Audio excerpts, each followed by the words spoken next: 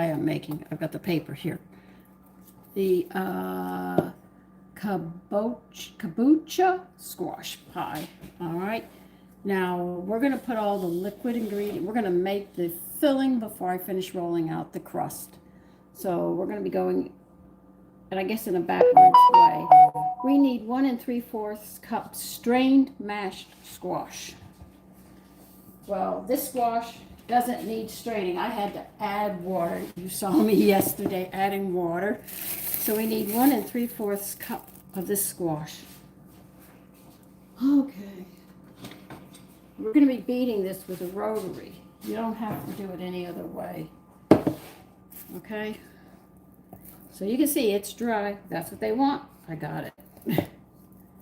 A lot of people don't dry their pumpkin out when they make pumpkin pie or something. And you have to.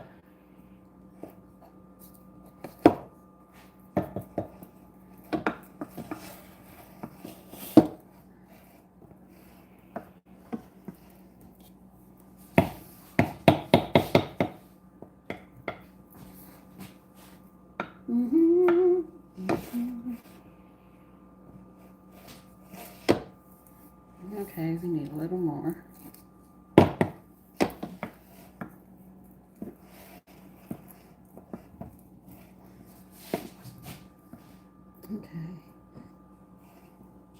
Okay, this is going to be in an oven at 425. I'll get there in a minute. I'm working on this right now.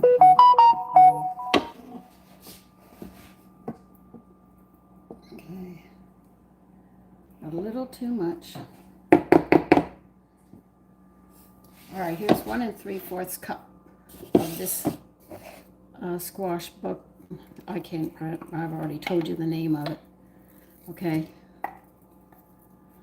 So I guess any squash that we would use would have to be on the dry side. But this one has a pumpkin and a squash flavor when you cook it, so why not? I could use the pumpkin recipe, but I'm using the squash one. The women used to take their vegetables and make pies out of them too. Most people think blueberry, apple, pecan, basics. Hi, Chillin', how are you? Okay, we got this done. I'm just going to down this and put everything in it. We need a teaspoon of salt in this.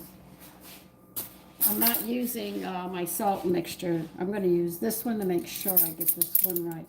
Not sure, but like I said, we're experimenting. And when I start experimenting, you know, most people sit there. Is this the half? Yeah. And you want a whole teaspoon, so I have to put 2 halves together. Oh, I got the wrong spoon. Okay. We need 2 eggs.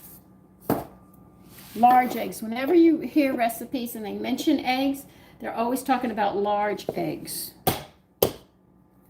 That was one of the first rules before I went into baking.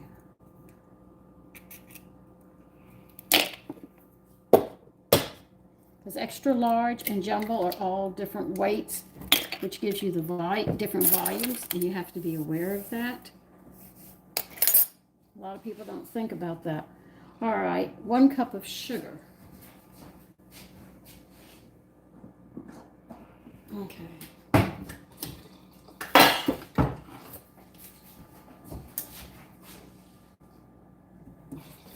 You're also going to need 1 tablespoon of melted unsalted butter.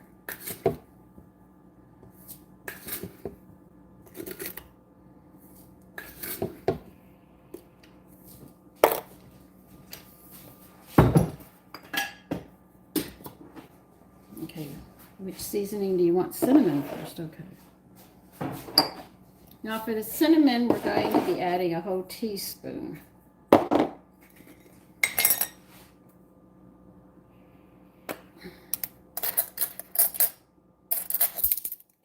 Teaspoon in here. Oh, good.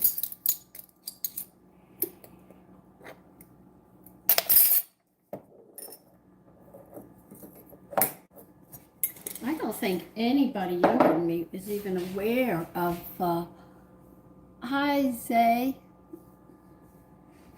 I think I said that right. I'm taking the E-Y and saying Zay. Zayton? I think I said that right. Nutmeg is a half a teaspoon. Now, you know why you use less nutmeg? Because it's a stronger flavor. So the stronger the flavor, the less it would be, the milder, the more they will put in it. That's how they pretty much figure it out. Okay, we got a half a teaspoon of that. And ginger, we need a half a teaspoon.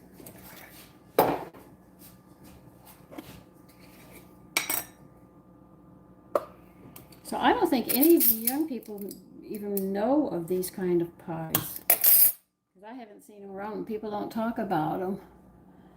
Junior, hi, how are you? Okay.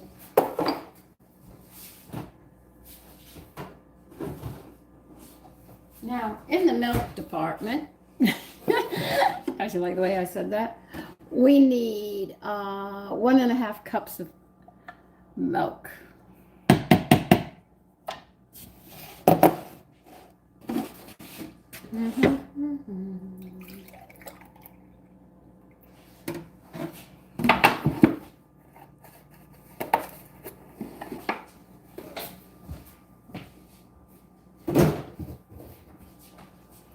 Gotta get more milk, that's not enough.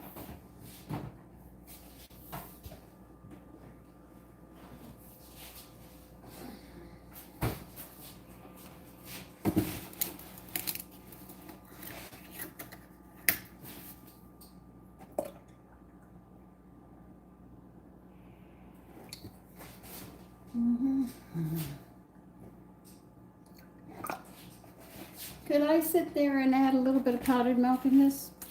Sure, I could.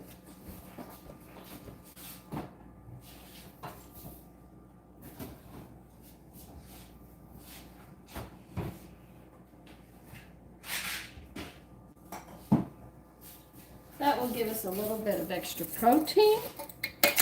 And we added a tablespoon of wheat germ. Wisconsin Deli. Dells, I got to make a peach cobbler next.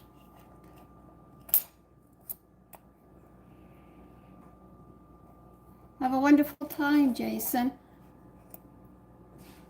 Yeah, I know. And we're going to add 2 tablespoons of powdered milk. So we'll have the extra protein. This just won't be a sweet dessert. We'll be also adding the protein to it. Plus we're getting a vegetable at the same time. And we added a tablespoon of wheat germ to make sure we got the B's and the minerals. So we're trying to cover everything up at once. Yes, I saw it. Matter of fact, I fell asleep when it first came on, and then I woke up. I said, "Oh God, I'm gonna miss it." And I turned it on, and I was watching. Fox had done a rerun of the whole thing, and I got to see it then.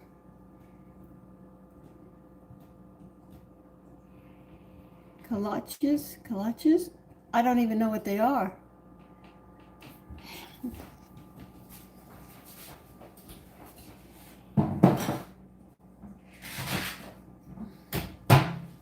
So now you're probably worried about the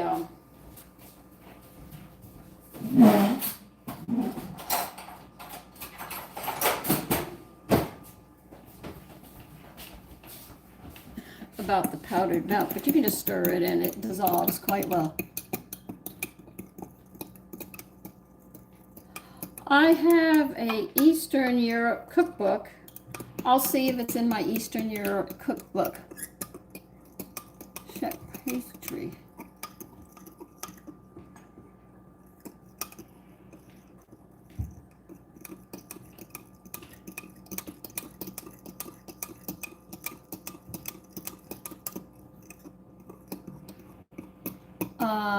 Junior, you better be careful what you write, because what you're setting there is actually trying to kill him. You be careful. The FBI and stuff is watching, so be careful what you say.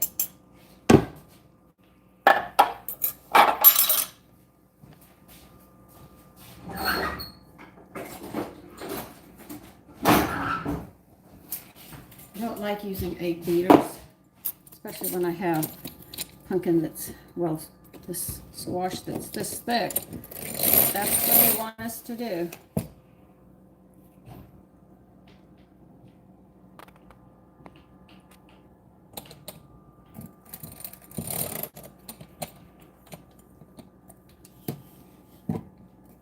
You're not a redneck. You're a You're not a redneck.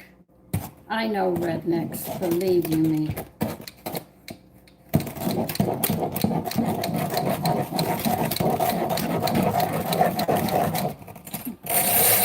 Oh, this is going to be yellow. It's really going to be yellow. Oh, come on, Cinnamon. Nutmeg, you got to go around and get into this.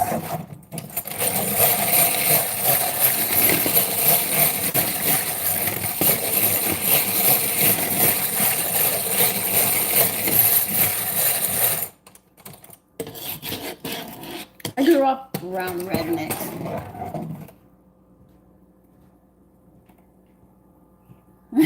Oh yeah, Justin. Yeah, this is how my grandmother, if she didn't have this, she'd have a fork and she'd work it.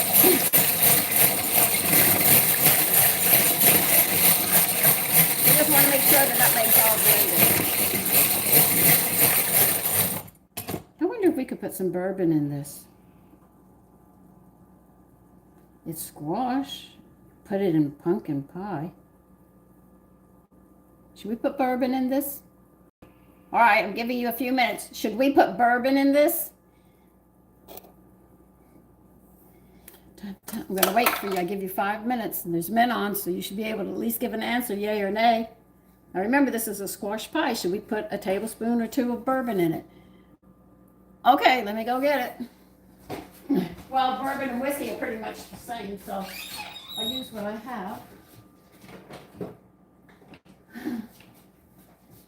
I use Jack Daniel whiskey, 2 tablespoons, I think would be fine.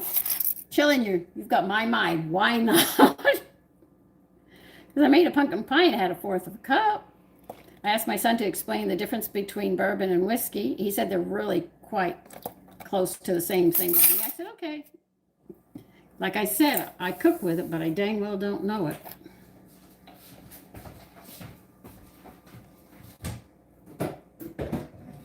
This turns out really good. Next time I make a squash pie, I'm going to put 1/4 of a cup in. Oh, yeah, it comes out. Whiskey. I don't have really bourbon, but they say I can substitute it, but I wanted to understand the full length of it. It's just more of just a little bit of an unbalance, a little more of one than the other. All right. We have this already. This is the filling. You need a 9-inch pie plate.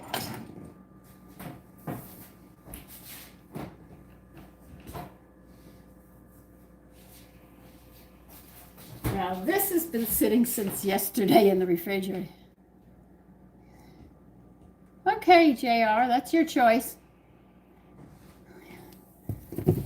I'm not going to say yay or nay. Like I said, I like people. I don't like criminals, but I do like, well, we did have one. David, oh my God.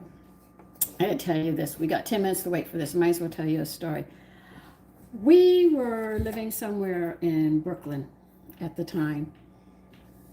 And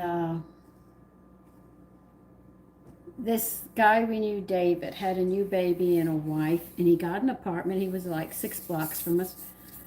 And he sat there, and he had gone to prison. He had come out. He found a young lady, and they had a child. And he was trying very hard to make things work. Well, he came to the house one day. And he said, I got to talk to you guys. I did something. Now, he's in an apartment building, right? And we said, what? He said, I stole. David, why? He said, my family was hungry, so I broke into one of the apartments in the building where I live. And there was no food or anything. This person, male or female, at the time, he didn't tell us what sex it was. I figured it out. She had moved and she went to go shopping. Well, he couldn't find any food or money. So what did he do? He stole towels. I said, And knowing me, I said, did you enjoy those Terry loaves? And he said, only you would say that, Sandy. We made him laugh. I made him laugh when I said that. I said, why didn't you come to us? He said, because I knew you would give me food. And I wanted to do it myself. And my wife depends upon me and my child, and I wanted to do it myself. And I said, well, that's it. I started emptying the freezer of food that I have, and I sat there and gave him some towels and stuff, and he went back. And the owner of the apartment building came, and he said, David, would you help me look for what she's missing? Because she doesn't understand why it was stolen, why somebody broke into her apartment. Well, David knew where he put the towels. So he pretended that he was looking around, and then he came up and he said, I found them. Of course, he knew where they were. It wasn't hard. The woman he had stolen from gave him a great big hug and gave him $20. Now, he's sitting with 3 to 4 bags of groceries. It just come from us, and we had given him the food. My husband didn't mind me doing this because it was just part of my character. I would do this. And then the owner, now David was already feeling bad because she was giving him a hug. She gave him money. She said, thank you. You and your wife can come and have dinner. I just moved in. I just moved out on my own. And his guilt is going, guilt, growing, right? And then the owner grabbed David, shook his hand and said, David, you are a good man. You found the stuff. I'm going to make you the super. You're going to have the keys to all the apartments to keep maintenance up on this apartment building he moved into. He was going guilt. And he came the next day and he told us all this had happened. And I said, well, congratulations. You got a job and you've got money and you got food. You can take care of your family now. And he said, nobody's ever trusted me, Sandy. He was so devastated, and I just gave him a big hug. And my husband shook his hand. He said, well, you don't have to go back. Leave the past in the past and move forward. You are now a super. You have a job. You have a place to live, and you've got a lovely young family. And that was David's story.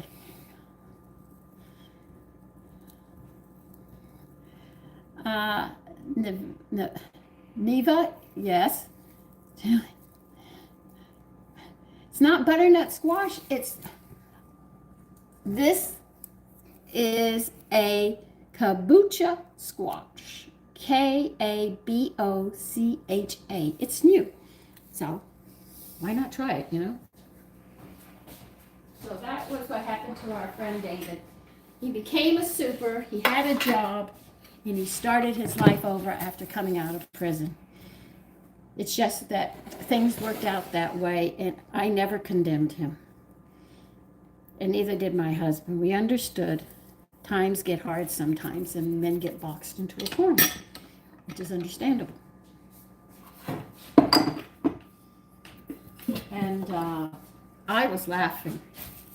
And then one time, David brought his father over, and he said, do you have something to drink? I said, sure. He said, well, would you get me a drink? I said, sure. I gave him papaya juice. He gagged. He said, no, I'm talking about drink. I said, I did give you a drink. He said, I mean a drink. I said, I don't know what you're talking about. I gave you a drink. You asked. You told me I could give you whatever I had. I gave you what I had. And he looked at David, and David said, she's not that kind of woman, Dad. He had to drink that that papaya juice. I knew what he wanted. I just wasn't going to give it to him. I'm not going to have men come to the house and just think that you can just drink. You can eat or something like that, but you're not going to assume that you can just sit and pump liquor into you. Do I believe in what? A JR God? Yes, I do. Okay. I don't need you right now. Here's my recipe. See? My book's falling apart. Nope, you got to go here. So I've had some interesting friends, my husband's friends. I never know what's going to be coming around the corner. You know? Now we've got to roll this. This is a 9-inch pie plate. You need an inch up on each side, so it's got to be 11. Then it's got to go a little higher because you got to fold it under. So we're talking about, let's see, 9, 10, 11, about 12 inches. Now I let this sit. Now the reason this is going to go easier, they say, then I believe in what? Do I believe what? You don't tell me I don't know what you're talking about. Oh, I got a tablespoon of butter we've got to put in this pie. I forgot to do that too. Don't worry. I'll whip it in. It's melted butter, a tablespoon. I've got it over there. Now I'm going to be fighting this. Get this thing to work. I can see it already. He said, put it in 5 inches. Let it sit 10 minutes. That's why I gave you a story, because we could wait 10 minutes. Because it's cold, it slides all over the counter and doesn't stick. Junior, 999. Oh, 666, you mean evil? Yes, I believe in evil. I've seen it. Not man, I've seen a demon. So yeah, I know those exist too.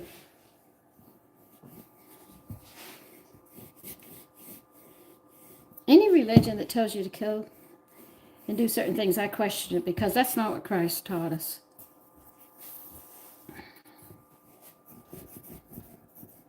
People can disagree.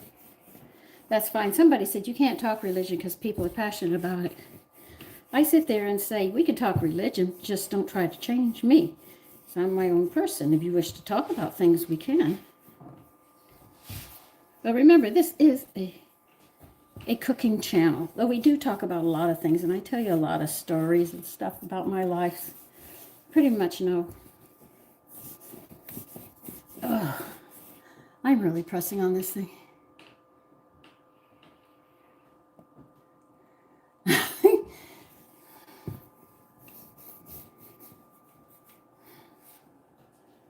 don't know why you're acting up like that.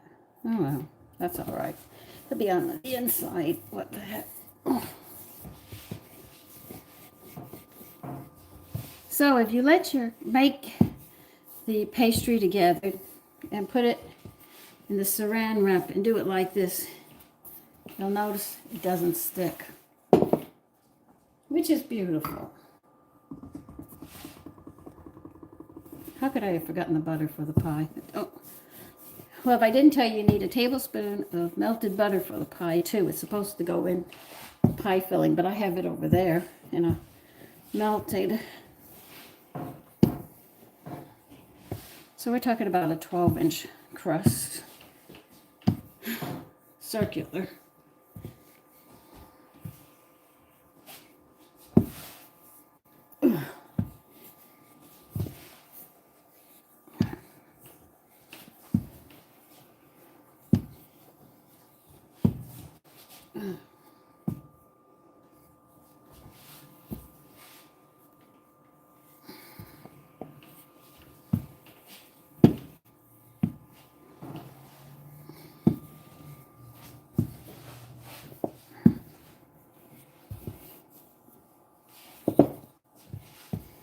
While this pie is cooking, I have to make some biscuit mix because I've got some calzones I told you I was going to be making soon. See how nice this is? I love it because it doesn't stick.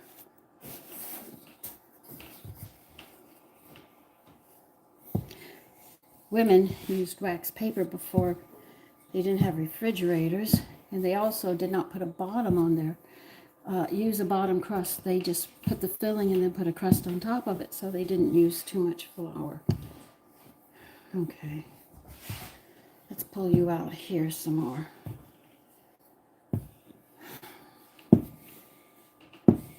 Let's see.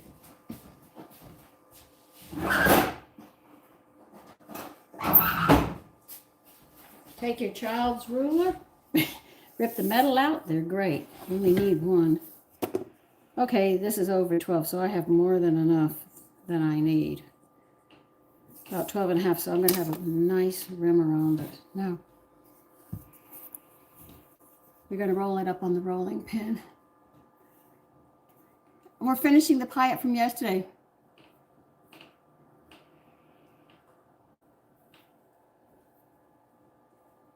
Okay? That's how you do it. Well, if there's flour on the bottom, I don't care.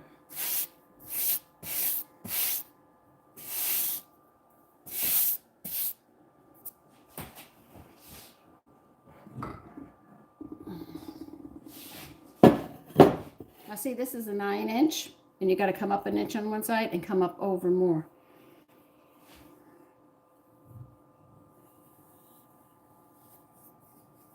Then you unroll it just like that. Now when you go to lift it, to bring it in, lift the edge up so you can pull it in like this. You see? That's what you have to do. To bring it in right to the edge. You see? And because it's cold,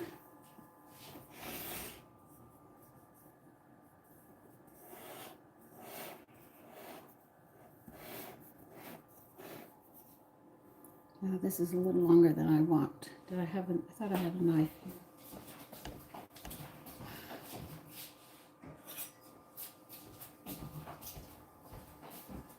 This is a bit long here. I want to cut it just a little off of this. Okay. I know a sharp knife, if I'm putting it there, you say, you know, you're dangerous. My sons say that too. So did my husband. Said, you are dangerous with a knife, Sandra. All right, now what you're going to do is you're going to fold this under. All right, that's going to give you the height that you want. You're going to fold it under. Not on the inside, but on the outside. And tuck it between the plate and the dough. I know some of it gets a little bulky. Now a chef would say don't roll it that big, right? But I do. Rather have extra hanging over.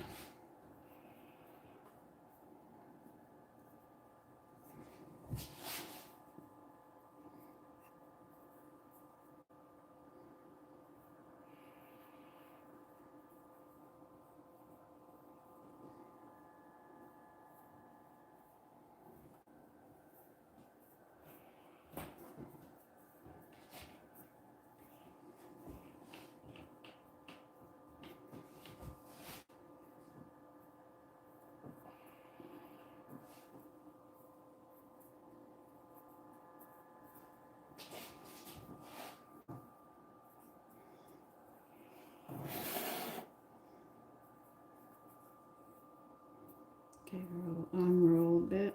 Just got to go further down into that plate. I need you to get down into that plate.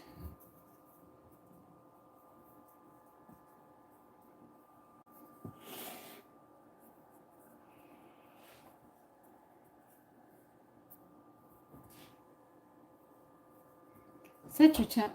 I forgot the oven. What's the oven temperature? Set your oven to 425. Make sure it's in the middle.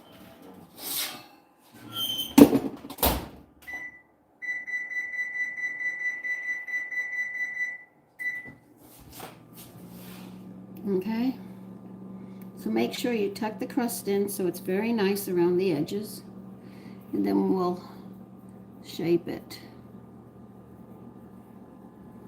See, what I'm doing is tucking it in the back here is what I'm doing. And that's what you want to do.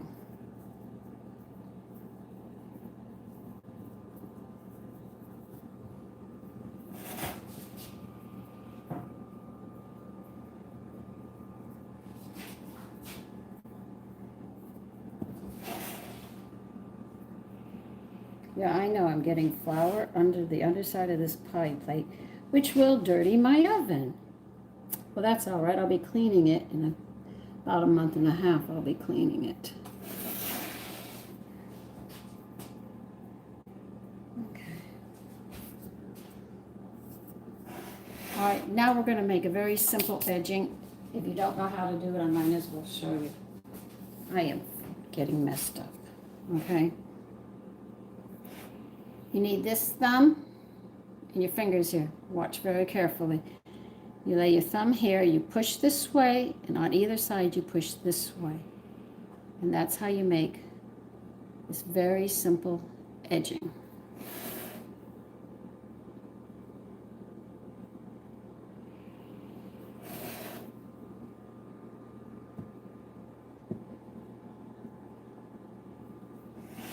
Oh, by the way, the steaks came out nice. The mustard gave it a unique taste with the seasonings that we used.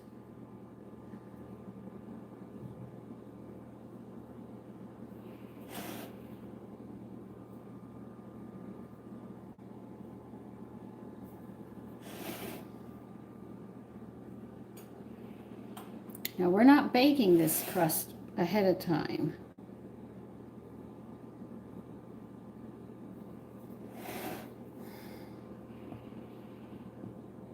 And most pies take anywhere about an hour. Some say 45 minutes, some say 55, but it's somewhere around an hour.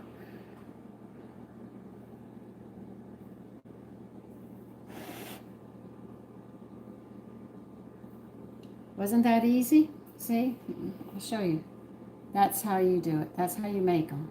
Okay?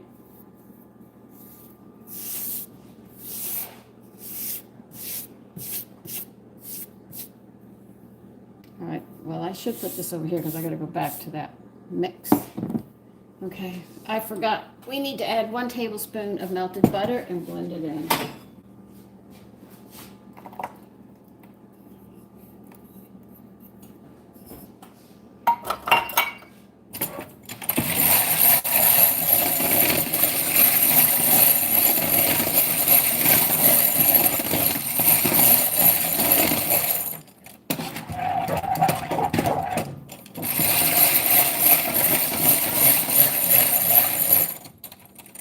Make sure the powdered milk is thoroughly blended in. A pumpkin pie is almost like this, but I hope squash pies come back in favor because they're really, really good. Good afternoon, Vicki, Justin, Aston.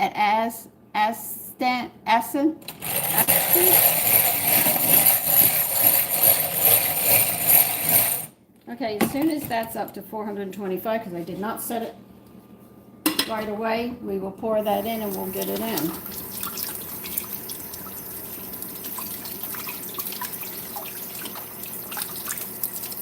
Now you don't have to prick this or anything else. When you go to bake pie crust, that's differently for different things. I'd stick you in the refrigerator if I had room to keep you cold. So I'm going to put it over here, away from everything, and we'll wait. Now I might take that squash and try making biscuits with it. I've made potato biscuits, so why couldn't we use that and make biscuits? Oh, I don't know, we could try. We added some liquor into this. That's going to be very, very interesting, gentlemen. You guys seem to know each other. Do you always talk? Do you play those video games, you know? Are you all in the same area? This is an old recipe, so if you don't like this squash, you could use butternut squash, acorn squash, all sorts of squashes if you want. This is a basic squash recipe that I took. It's in New England because they used a lot of squash at one time. Like, I don't even know the history of pumpkin pie. Let me see. I don't think I've ever read this. In early New England settlements, pumpkins, they called them pumpkins, were an old verse for pottage and puddings and custards and pies. Our pumpkins and parsnips are turning and pumpkins, we would be doomed. That's an old saying. Because I have the history on all of this. I have cookbooks that have history in them and stuff. You can learn a lot. Like I learned There was a bread that they used to travel with. They used to dry it out. It was hard as a rock. What was the name of it called? Oh, I can't remember right now. But sailors and stuff used it. I don't want to throw this out.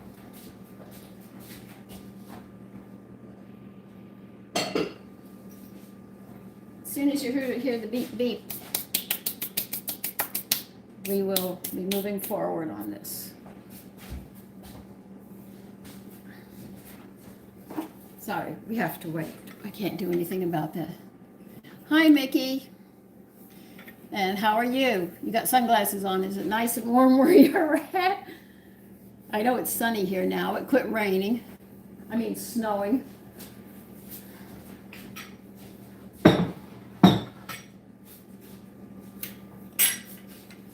But it's slushy outside now, and it's, you know, just mucky. It'd be difficult to go into.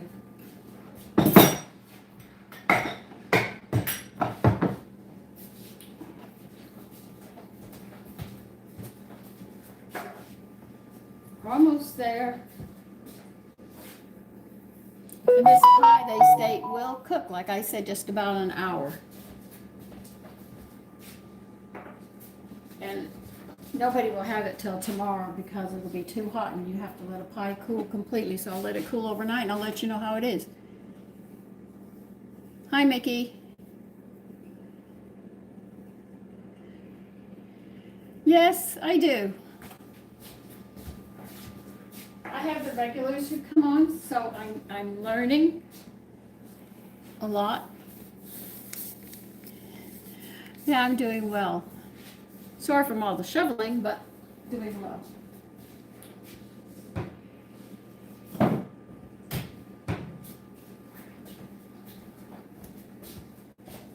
Okay.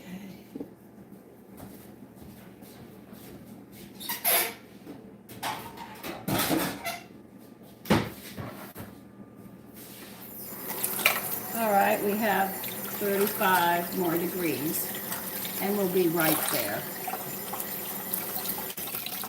That's why you should do the temperature first. You would not be waiting around like me. I always forget to turn it on, though. I know I'm supposed to do it, and I'll get to it, and then I always remember at the end, and then I have to wait for it. Even with the recipe saying right up there, I said, I'll get to it in a minute. And next thing you know, I have everything together, and I have to wait.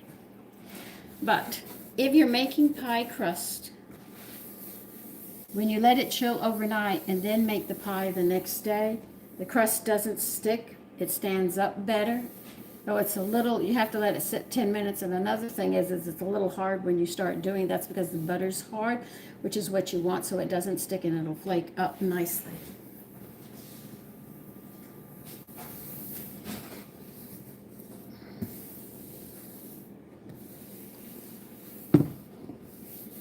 Like I have some recipes that I have to learn to cut meat, which I'm not good at.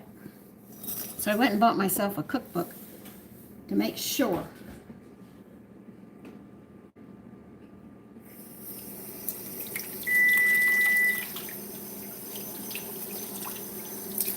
My family is doing well.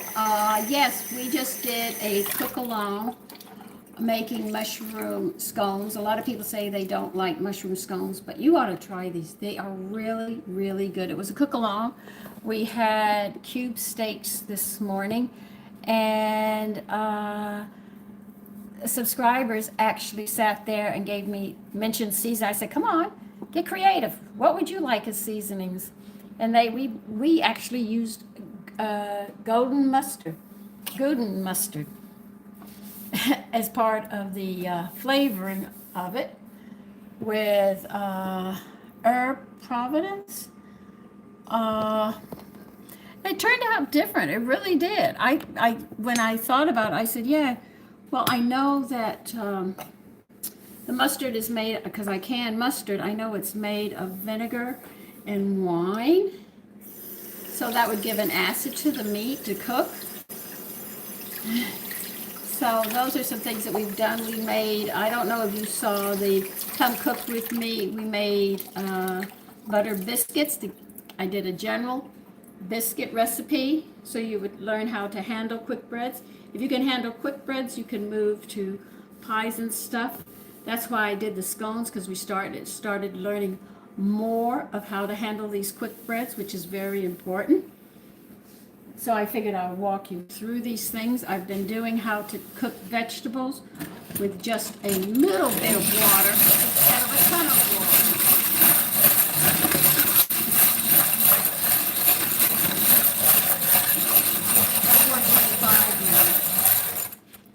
Okay.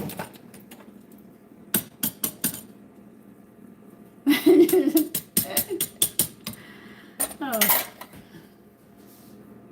Okay, here's the crust. And now we're going to pour this in and we're going to sit there.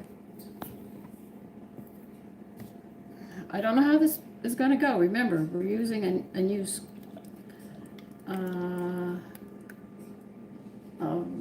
squash I've never had. I had it once. It tasted so good. So we're going to put it in like this, and we're going to see how this thing comes out. Remember, it goes in the middle of the oven.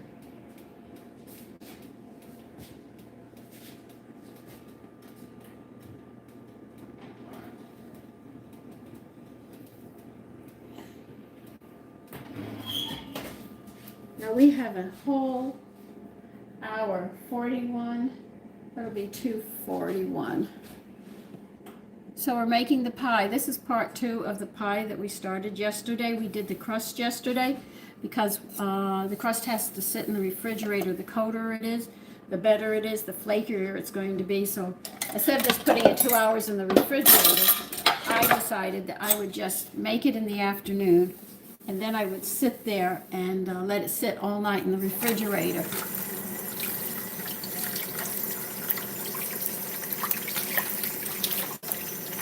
No, icebox cookies, I think. I could check and see about icebox cookies. I hope, Cass, it does. Icebox cookies. Let me see. Icebox. My book that's falling apart. Let me put this page into it. All my cookbooks are falling apart. They're like this, but I'm not getting rid of them. When I close my eyes, I guess, my sons will probably get rid of them or take what they want. But my husband said if I died first, he was going to bury me with all my cookbooks because I love them so much. All right, so I'm going to look for icebox cookies and see if you can. I've never made icebox cookies. There's a lot of things I haven't made. Cookies would be C, Sandy. Icebox. Icings.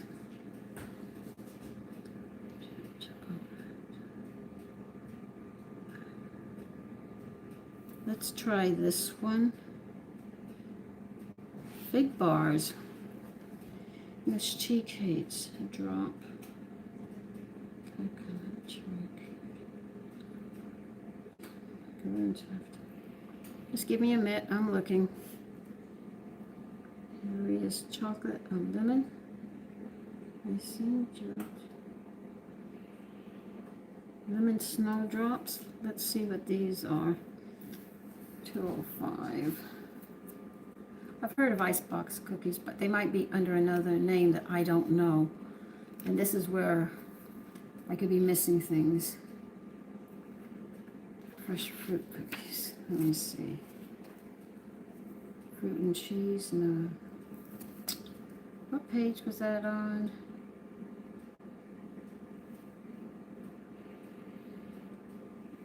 $205.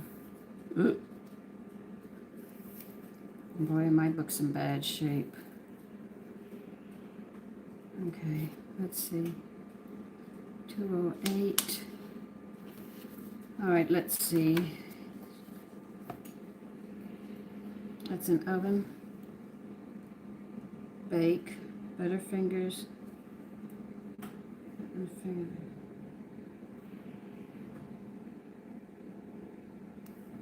Hold on. English tea cakes. What size are they? Listen.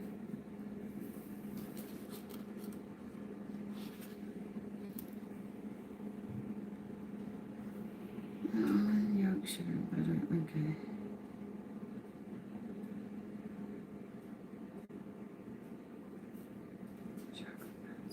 Cookies.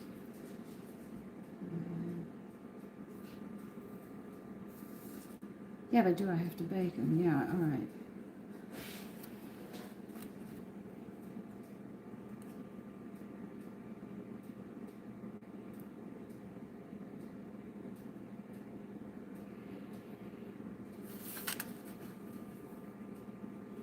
Not bonbon cookies. Cut bars.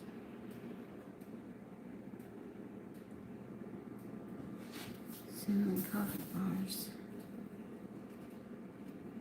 Chocolate raisin.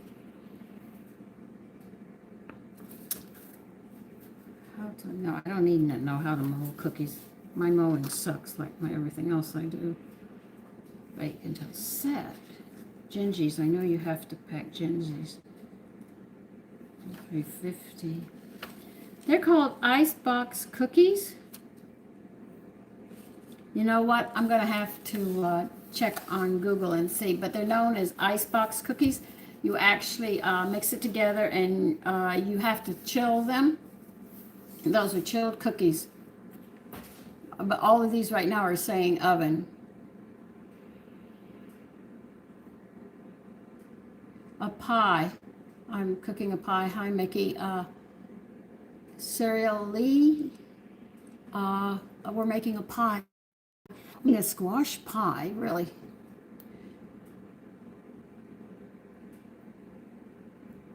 Okay, Mickey, what is it? What's wrong with your oven? Does it need calibrating? In other words, if you set it at 350, it doesn't work or it just doesn't turn on? Let me know exactly what it is and then I can tell you what you can do. Because if it's a little bit off, we can adjust it so you can bake. I've had to do that. Mine's a little off right now and I sort of adjust the temperature to it to make it work. So I want to hear exactly what isn't working in the oven. Is it the temperature?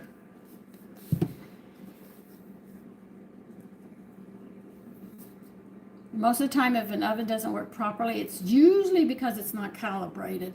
And that's a very simple thing to do. You can't do it. You have to call somebody in. You need somebody who knows what they're doing. If you have an old oven, it's usually a wiring problem they have to do. That's all. It's nothing that dangerous.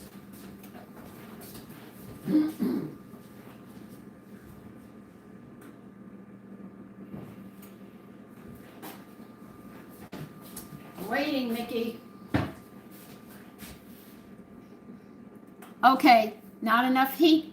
It needs to be calibrated. You're going to have to get a technician in, and what you can't do is don't touch the oven for 24 hours before he comes. And what he's going to do is he's going to calibrate it. Now, if you want to know if it's working or not, you get an oven thermometer. An oven thermometer, it's much different, and it'll hang on the grid. The shelf, okay? And what you do is you turn your oven on at 350. Close the door. Leave it there for 15 minutes. You have to leave it there for 15 minutes. At the end of 15 minutes, read the temperature right away, and that'll tell you if it's off. If it's off, it just needs to be calibrated, and the oven will work perfectly again. And you can buy them in grocery stores. I have a little one that I hung. That's when I knew I was 3 degrees off.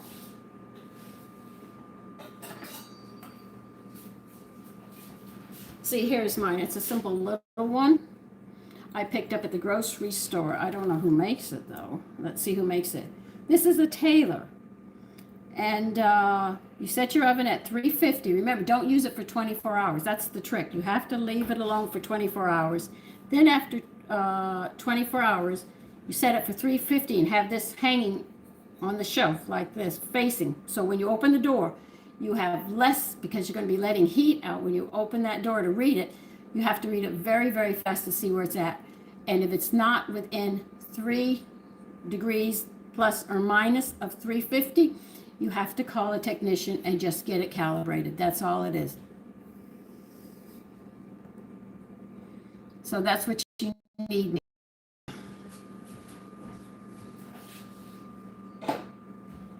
How much would it cost a technician? Well, where I live, it's expensive, okay? So when I call them in, I've usually pretty much worn my oven out and they have to, I have to pay for it. But anyway, check that. I think your oven needs to be calibrated and there's nothing wrong with your oven. Once they calibrate it, it will work just fine. And then you can make all these recipes and whichever other recipes that you love. Because I have had ovens like that moved into apartments and they just unplug, they separate the wires because the wire or it needs to be calibrated and they just get rid of it. You know, they'll just undo that part and you only have the range top, the top of the oven, of the stove to work with. And I get angry and I say, oh, well, why don't you fix it? They don't want to. So if you're in an apartment, that's probably what it is. But if you want to pay for it to get it fixed, you can eat better, by all means do that. But if it doesn't have enough heat, that sounds like it needs to be calibrated. They'll probably say, who did you talk with? Don't tell. I don't need to get in trouble. I watched my mother play games like that with my father. If she wanted something new, she'd pay the guy to tell my father, you can't repair it. But these old refrigerators and the old ovens and stoves and stuff, they work. People just don't want to do the wiring. Like I have a Whirlpool range top because it's on the counter here. You've seen it's on the counter. I have the oven in the wall. They want me to get a new one. They said it's old. I said, does it work? It's gas. All what I have to do, I unplugged the little click, click, click, click because that wire shorted out. They didn't want to rewire it. They wanted me to buy a new one, and I didn't want to buy a new one. I didn't want to waste the money. So I just unplugged the mother, and I said, look, I got gas coming through. When I turn it on, I'll just get a match and light it, you know. Hi, Gloria. How are you? 187. You're just being nasty, and nobody wants to talk to you, so you're on your own. All right. So that's it. You will see me tomorrow morning and we will see how this pie is. If you're making this pie, make sure that you test it in the center and that it's set.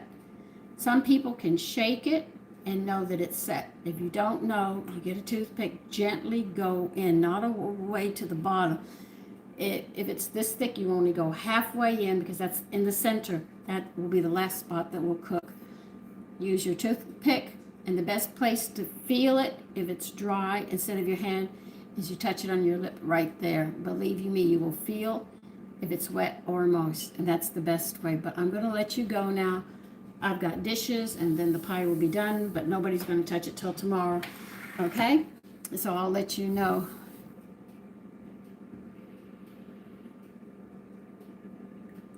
Mickey, you're absolutely right about that, okay? So listen, Gloria, I'm sorry you're just coming in now. I'm going to be closing down now.